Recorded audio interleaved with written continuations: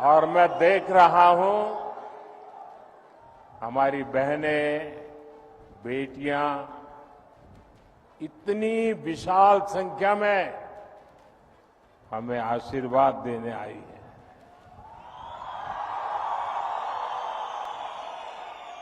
मैं आपका बहुत बहुत आभारी हूं। आपका ये प्यार, आपके आशीर्वाद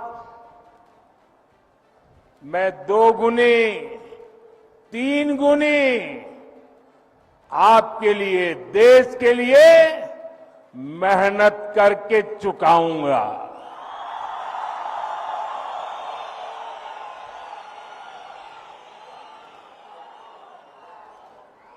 हम और आप मिलकर के एक सुरक्षित और समृद्ध जम्मू कश्मीर का निर्माण करेंगे और ये मोदी की गारंटी है।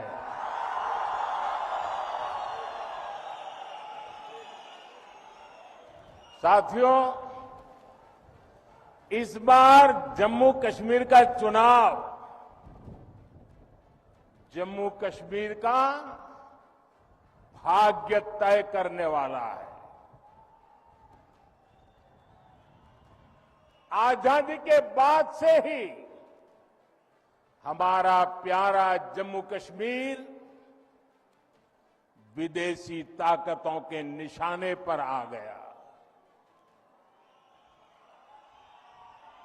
इसके बाद इस खूबसूरत राज्य को परिवारवाद ने खोखला करना शुरू कर दिया। यहां जिन राजनीतिक दलों पर आपने भरोसा किया, उन्होंने आपके बच्चों की चिंता नहीं की। उन राजनीतिक दलों ने सिर्फ और सिर्फ अपने बच्चों को आगे बढ़ाया। जम्मू कश्मीर के मेरे नौजवान आतंकवाद में पिसते रहे और परिवारवाद को आगे बढ़ाने वाली पार्टियां आपको गुमराह करके मौज काटती रही। इन लोगों ने जम्मू कश्मीर में नए नेतृत्व को कभी भी उभरने ही नहीं दिया। आप भी जानते हैं, यहां पंचायत के चुनाव 2000 के बाद नहीं हुए थे। यहां बीडीसी के चुनाव कभी भी नहीं हुए थे। डीडीसी के चुनाव भी कभी नहीं हुए थे। दशकों तक यहां परिवारवाद ने यहां के बच्चों को, यहां के होनहार नौजवानों को आगे नहीं आने दिया।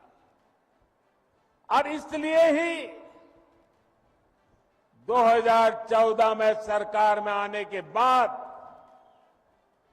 मैंने जम्मू कश्मीर में नौजवानों की नई लीडरशिप को आगे लाने का प्रयास किया है।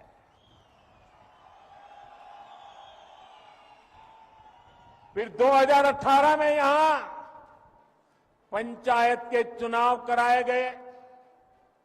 2019 में बीडीसी के चुनाव हुए और 2020 में पहली बार डीडीसी के चुनाव कराए गए। और ये चुनाव क्यों कराए गए? ताकि जम्मू कश्मीर में डेमोक्रेसी ग्रास रूट तक पहुंचे, यहां के मेरे युवा जमहूरियत की कमाल संभालने के लिए आगे आए। यही मेरी कोशिश थी। यहां परिवारवादी राजनीति करने वाले नहीं चाहते थे कि यहां का नौजवान राजनीति में आगे आए। हमने इन परिवारवादियों के इरादों को चुनौती दी और नतीजा क्या हुआ? लोकल बॉडी के इलेक्शन के बाद जम्मू कश्मीर में 30-35 हजार नए नौजवान राजनीति में आए, जम्मू कश्मीर की कमान संभाली।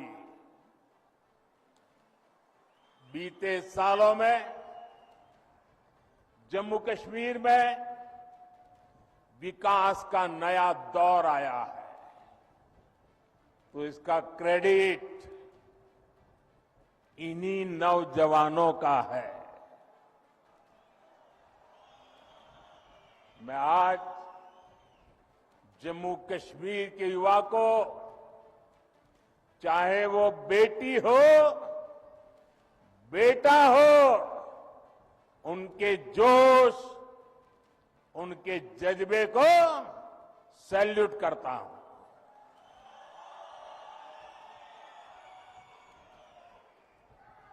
साथियों, जम्मू कश्मीर का इस बार का विधानसभा चुनाव 3 खानदानों और जम्मू कश्मीर के नौजवानों के बीच में है। एक तरफ 3 खानदान है और दूसरी तरफ सपने लेकर के निकल पड़े जम्मू कश्मीर के मेरे नौजवान बेटे बेटियां हैं। ये 3 खानदान, एक खानदान कांग्रेस का है, एक खानदान नेशनल कॉन्फ्रेंस का है, एक खानदान पीडीपी का है। जम्मू कश्मीर में इन 3 खानदानों ने मिलकर आप लोगों के साथ जो किया है वो किसी पाप से कम नहीं है।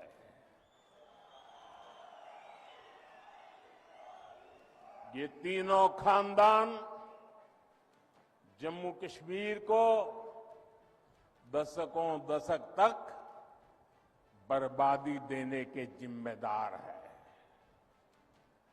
इन 3 खानदानों ने यहां करप्शन को बढ़ावा दिया। इन 3 खानदानों ने यहां जमीन कब्जा करने वाले गिरोहों को बढ़ावा दिया।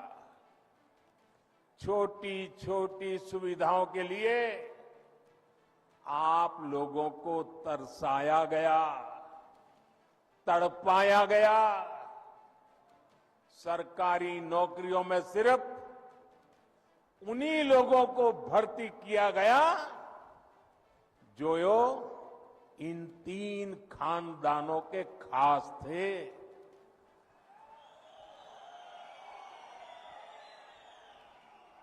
इन 3 खानदानों ने ही यहां अलगाव और आतंक के लिए जरूरी जमीन तैयार की और इसका फायदा किसने उठाया? देश के दुश्मनों ने। ये लोग आतंकवाद को इसलिए पाल पोस रहे थे ताकि इनकी अरबों खरबों की दुकान चलती रहे।